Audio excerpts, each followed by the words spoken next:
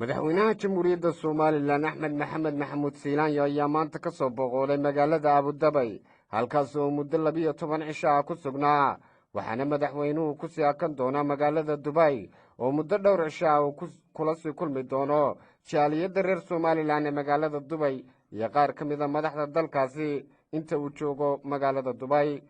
waxaana la filayaa intaasi kadib inuu madaxweynuhu soo gudbi doono dhinaca jamhuuriyadda Soomaaliland halkaas oo dib ugu laaban doono dalka iyadoona madaxweynaha Soomaaliland si heersara loogu soo dhaweeyay dalka Imaaraadka inta uu socdaalka ku joogay madaxweynaha ayaana lagu qaabilay hab maamuuskeedu sareeyo